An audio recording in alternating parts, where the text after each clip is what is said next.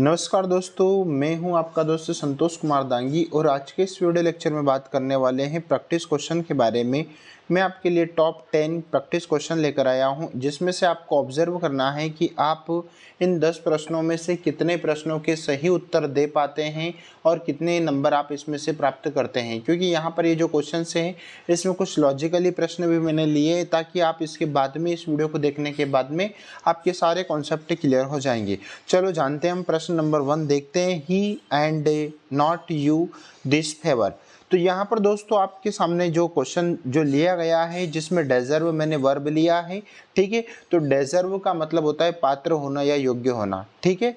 तो वहाँ और ना तुम, है ना, इस फेवर के यानी कि इस कार्य के पात्र नहीं है, यानी कि वहाँ और तुम इस योग्य के इस कार्य के पात्र नहीं है। तो यहाँ पर जो दोस्तों आपकी यहाँ पर देखना जरा, डेजर्व आना चाहिए कि डेजर्व यानी कि एक वचन आना चाहिए कि बहुवचन आना चाहिए। तो मैं आपके यहाँ पर एक कॉन्सेप्ट क्लियर कर रहा हूँ कि अगर दो यहाँ पर सब्जेक्ट वर्ब एग्रीमेंट अगर आता है, दो सब्जेक्ट अगर आता है तो वहाँ पर आपको सेकंड वाले सब्जेक्ट से ही वर्ब का यूज़ करना होता है, ठीक है। तो यहाँ पर आपका यू आ रहा है दोस्तों, तो यू के साथ में आपको V1 का ही यूज़ करना है। इसका मतलब आपका जो पहला क्वेश्चन है उसमें आपका V1 लगेगा, है ना, ये आपको ध्यान रखना है। उसके बाद में देखना दूसरा प्रश्न, नो न्यूज। अब यहाँ पर आपका जो प्रश्न है यानी कि ये कोई बहुवचन नहीं है, आपका एक वचन ही हो रहा है दोस्तों। तो इसके साथ में भाई कोई समाचार नहीं है, कोई न्यूज़ नहीं है, कोई अच्छी न्यूज़ नहीं है। तो यहाँ पर हम क्या करेंगे, एक वचन का यूज़ करेंगे। इसका मतलब यहाँ पर दोस्तों हमारा यहाँ पर इज हेल्पिंग वर्ब का यूज होगा, ठीक है। जानते हैं हम दूसरा प्रश्न, यानी कि दूसरा प्रश्न आपके सामने है दोस्तों, यानी कि दूसरा प्रश्न है आपका। दूसरा प्रश्न के बाद में हम देखते हैं तीसरा प्रश्न, द पोइट यानी कि कवि एंड ड्रामेटिस्ट डेड, यानी कि कवि और नाटककार मर गए हैं। तो एंड से जुड़ा है दोस्तों यहाँ पर। तो यहाँ पर हम क्या समझते हैं कि दो सब्जेक्ट आ रहा है, इसका मतलब यहाँ पर हम बहुवचन का यूज कर लेंगे, ठीक है। ऐसा बिल्कुल भी नहीं होगा, यहाँ पर भी आपको यानी कि जो प्रश्न है इस प्रश्न में दोस्तों आपको यहाँ पर इसमें एक वचन का ही यूज करना होगा।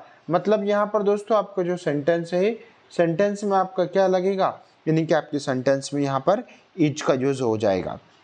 फिर देख लेते हैं हम अगला प्रश्न, यानी कि प्रश्न number 4, all work and no play, यानी कि जो सभी कार्य और कोई खेल नहीं है।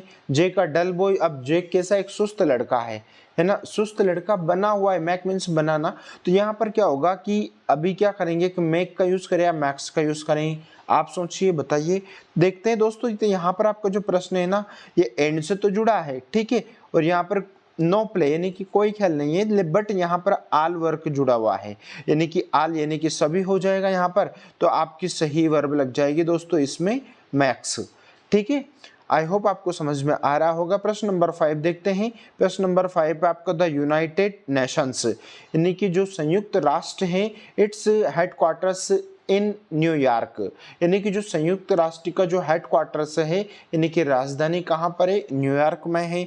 तो यहाँ पर हम देखेंगे दोस्तों द यूनाइटेड नेशंस, यानी कि प्रश्न नंबर 5 पे आपका दोस्तों, तो यहाँ पर आपका सही और राइट उत्तर क्या होना चाहिए, एक वचन होना चाहिए, बहुवचन होना चाहिए। तो आप बताइए। तो दोस्तों यहाँ पर आपका द यूनाइटेड आ रहा है, तो यहाँ पर आपका एक वचन का ही यूज होगा, मीन्स यहाँ पर आपका सही उत्तर बन जाएगा दोस्तों आपका यहाँ पर हैज, यानी कि इसमें आपका हैज आ जाएगा।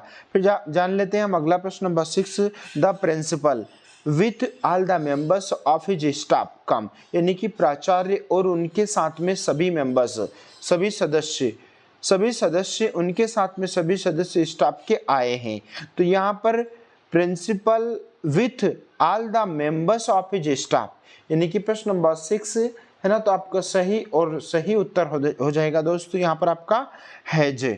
उसके बाद में देख लेते हैं दोस्तों हमारा प्रश्न नंबर 7, यानी कि नाइदर यू, यानी कि ना तो तुम ना आई इनवाइटेड, यानी कि ना तो आपको ना मुझे ना आमंत्रित किया है या इनवाइट किया है ना। तो ना तो तुम्हें ना मुझे निमंत्रण दिया है या आमंत्रित किया है। तो यहाँ पर दोस्तों हम क्या करेंगे कि हमारा जो यहाँ पर जो सेंटेंस है, इस सेंटेंस में हम नाइदर नॉर का प्रयोग किया गया है, बट हम यहाँ पर इसमें यानी कि इस सेंटेंस में दोस्तों, हम इस सेंटेंस में आई का यानी कि जो दूसरा वाला सब्जेक्ट है हमारा, उसके हिसाब से ही हम उसमें हेल्पिंग वर्ब का यूज़ करेंगे। तो हम आई के साथ में एम का यूज होगा।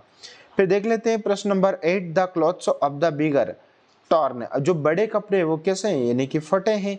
तो जो बड़े कपड़े हैं वो फटे हैं, यानी कि यहाँ पर दोस्तों आपका क्या है, यानी कि सही उत्तर क्या हो जाएगा आपका, यानी कि सही उत्तर सोचिए, बताइए। सही उत्तर हो जाएगा दोस्तों यहाँ पर आपका आर हेल्पिंग वर्ब। ठीक है।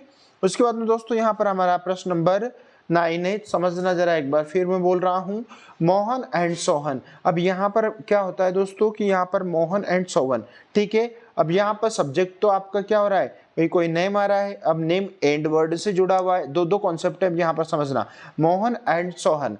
काइट्स, अब फ्लाई लगाएं या फ्लाइंग लगाएं या फ्लाइस लगाएं। अब दोस्तों क्या होता है कि हमारा जो टेंस का नियम है उसके हिसाब से मैक्सिमम लोग इसमें फ्लाइस लगाते हैं, लेकिन मैं क्या बता रहा हूँ समझना, according to subject verb agreement as a Mohan and Sohan, according to subject verb agreement as Mohan and Sohan are plural numbers, यानी कि आपका Mohan and Sohan plural numbers है। In these we will fill singular nouns numbers, यानी कि हम इसमें दैट इज फ्लाई, यानी कि हमारा जो सब्जेक्ट वर्ब एग्रीमेंट के हिसाब से ये प्लूरल नंबर्स हैं, और उसी के हिसाब से dash we will fill singular numbers that is fly, यानी कि आपका सही उत्तर इसमें क्या होगा, यानी कि फ्लाई हमारा इसमें आंसर बनेगा। ठीक है। उसके बाद में दोस्तों आपका लास्ट प्रश्न, सी हैज अ लेटर, है ना। तो आपका लास्ट प्रश्न है, आप आंसर बताइए, यानी कि हमारा सही उत्तर क्या हो जाएगा दोस्तों, इसमें आप आंसर बताइए। तो देखो यहाँ पर एकदम क्लियर कॉन्सेप्ट है, यानी कि हमारा हैज आया मीन्स प्रेजेंट परफेक्ट बन रहा है, तो इसके साथ में हमारा वी थर्ड का यूज होगा मीन्स रिटर्न। आई होप आपको वीडियो पसंद आया होगा। अगर आपको वीडियो पसंद आया तो प्लीज़ लाइक शेयर जरूर कीजिएगा। मिलते हैं एक नए वीडियो के साथ में, तब तक के लिए Jai Hind, Vande Mataram, take care, thank you so much.